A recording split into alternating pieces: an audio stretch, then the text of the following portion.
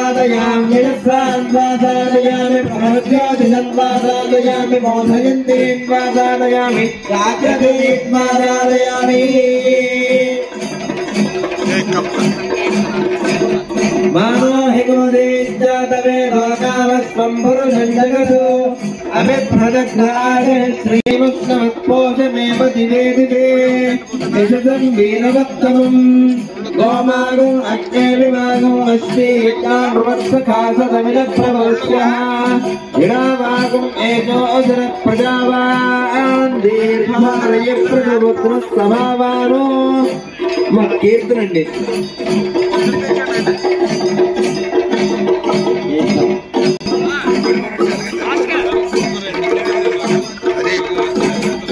కీర్తనండి.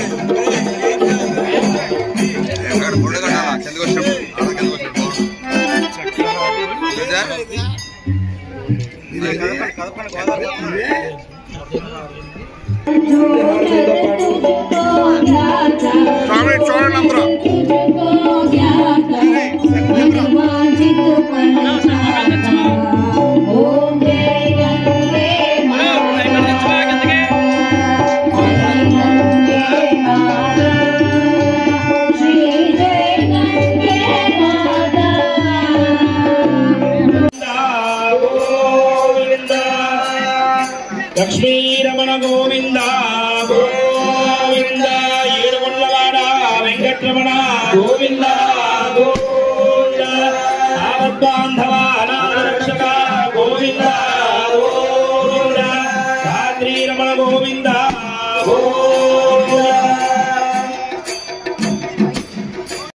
పవిత్రమైనటువంటి మన గోవూరులో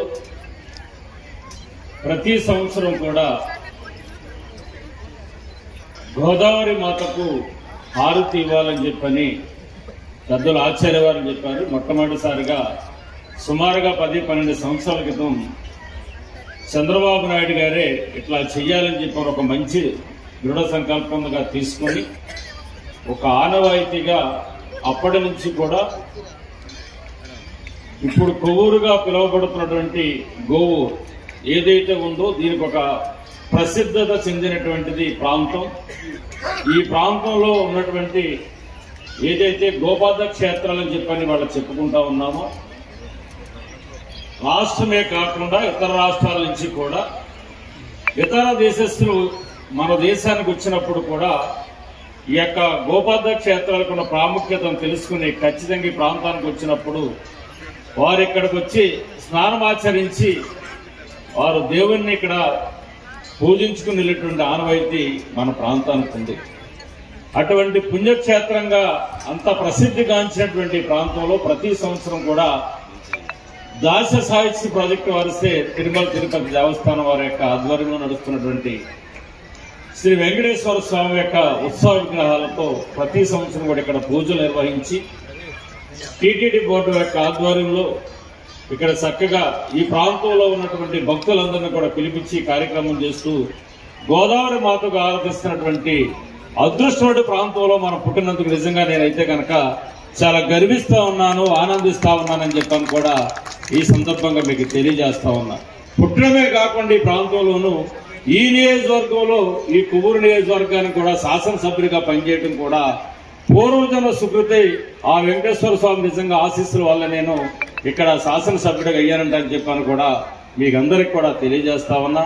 ఖచ్చితంగా మనంతా కూడా ఈ ప్రాంతానికి ఉన్నటువంటి ప్రాముఖ్యతను దృష్టిలో పెట్టుకుని మన ప్రాంతం కానీ చుట్టుపక్కల ఉన్న వాళ్ళంతా కూడా ఏ విధంగా అయితే దీన్ని ప్రోత్సహిస్తూ ముందుకు వెళ్తా ఉన్నారో టీటీడీ బోర్డు వారు కూడా గుర్తించి నిజంగా ప్రతి సంవత్సరం కూడా ఇక్కడ ఆచార్య వారి పెద్దలు ఈ ప్రాంతానికి ఉన్నటువంటి ప్రాముఖ్యత గురించి ఆనాడున్నటువంటి గోవు ఏ విధంగా అయితే కనుక మన ప్రాంతానికి వచ్చిన పరిస్థితి కానీ ఆ తర్వాత గౌతమి మహర్షి గారు ఇక్కడ చేసిన పూజల గురించి కానీ చాలా వివరంగా చెప్పారు.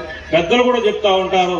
ఆ గౌతమి మహర్షి గారి యొక్క ఇక్కడ వారి యొక్క ప్రాంతం వారు పూజలు నిర్వహించినటువంటి ప్రాంతం కాబట్టి ఇది వారికి ఆశ్రమం కూడా ఉండేది కాబట్టి అప్పట్లో చుట్టుపక్కల ప్రాంతాల్లో ఎక్కడా కూడా వర్షాలు లేకుండా కరువు కాటకాలు వచ్చినప్పుడు కూడా ఈ ప్రాంతం మాత్రం ఎప్పుడు కూడా సిరి సంపదలతోటి ఎప్పుడు కూడా పచ్చదరణాలతో అన్నట్టుగా ఎప్పుడు కూడా మంచిగా ప్రజలందరూ కూడా బాగా ఉండేటట్టు విధంగా పంటలు పండించేటువంటి పరిస్థితి వాళ్ళ మనకు ఉండేదని చెప్పని కూడా పూర్వీకులు చెప్తున్నారు.